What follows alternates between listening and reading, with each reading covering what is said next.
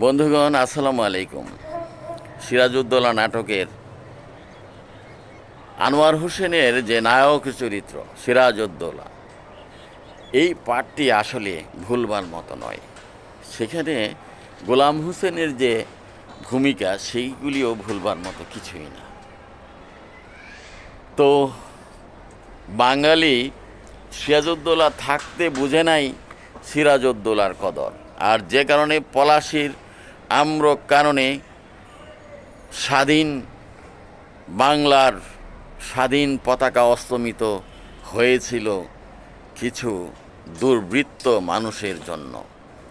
আর সেই দুর্বৃত্ত মানুষের মধ্যে একজন ছিলেন জগৎ শেঠ। জগৎ শেঠ মানে ব্যাংকার। হ্যাঁ, আরেকজন ছিলেন রায় বল্লভ। হ্যাঁ, মোহনলাল, মীর জাফর। হ্যাঁ, এই সমস্ত নাম পৃথিবীর বুকে কুখ্যাত হয়ে জেগে থাকবে বিখ্যাতদের পাশে। বিখ্যাত ছিলেন বলেই কুখ্যাতদের নাম জেগে আছে ঘৃণা বলে।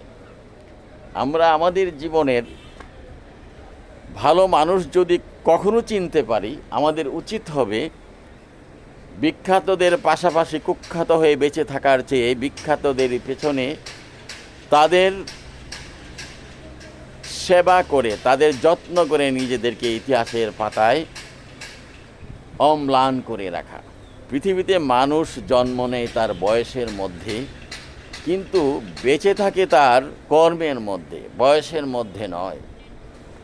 আর কর্মের মধ্যে বেঁচে থাকতে হলে একটি মানুষকে এমন কিছু উৎসর্গ করে যেতে হবে, যেই উৎসর্গ মানব কল্যাণে আবহমানকালের জন্য প্রবাহিত হয় সেই গতির ধারা।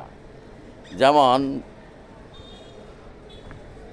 খলিফাতুল মুসলিমিন হারুনুর রশিদ জীবিত নেই, জুবায়দা বিবি ওনার মহিষী, তিনিও জীবিত নেই, অথচ বহলুল পাগল থেকে বেহেশত কিনেছিলেন গজমতি মালার বিনিময়ে। একটা ছেঁড়া কাগজে আকযোগ ছিল। বহলুল পাগল জুবায়দা বেগমকে এই কাগজটা দিয়ে বলল, ধরো বেহেশতের টিকিট নিয়ে যাও। বাদশাহ হারুন এটা দেখে খুব বিব্রত এবং বিরক্ত হলেন যে তা মহিষীর বিবাহ বার্ষিকীতে অনেক মূল্যবান লক্ষ টাকা দামের গজমতি হার উপহার দিয়েছিলেন, আর বহলুল পাগলকে একটা ছেঁড়া ফাড়া মলিন কাগজের জন্য এইটুকু দিয়ে দিল। পরবর্তী সময় গল্পের কোনো এক প্রসঙ্গে আমি সেইটু বলবো যে সেইটা তার দুঃখ ছিল যে এত দামের জিনিস তার প্রিয়তমা স্ত্রীকে দিয়েছিল, আর সেই স্ত্রী কিনা পাগলকে দিয়ে দিল একটা ছেঁড়া ফাড়া টাকার জন্য। স্বপ্নে কি হয়েছিল আর কি হয়নি সেই কথা আর বলতে চাই না। শুধু বলতে চাই এই কথাটা যে কিছুদিন চলে যাওয়ার পর বহলুল পাগল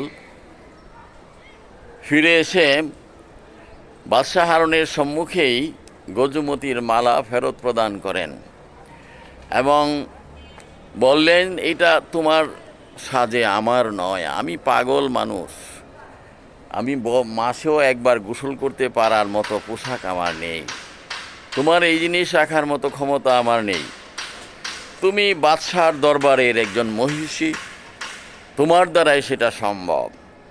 ফিরে পেয়ে জুবায়দা বেগম সেই গজমতি মালা গলায় ধারণ করেন নাই।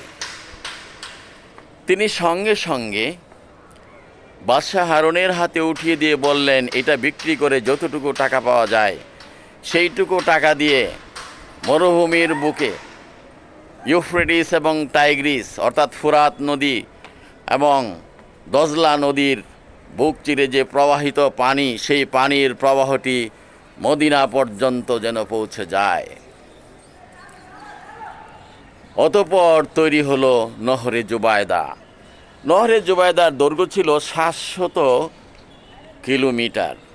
সেই 700 কিলোমিটার জুড়ে দুই পাশে সুজলা সফলা শস্য শ্যামলা হয়ে উঠেছিল। এখনও সেই নহরে জুবেদার কীর্তি রয়ে গেছে।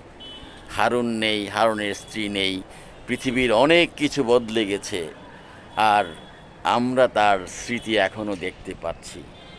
সেই জন্য কাজ এমনটাই করুন যেই কাজটি জনকল্যাণে কাজে লাগে। ধন্যবাদ বন্ধুগণ। ঈদ মোবারক সবার জন্য। আসসালামু আলাইকুম।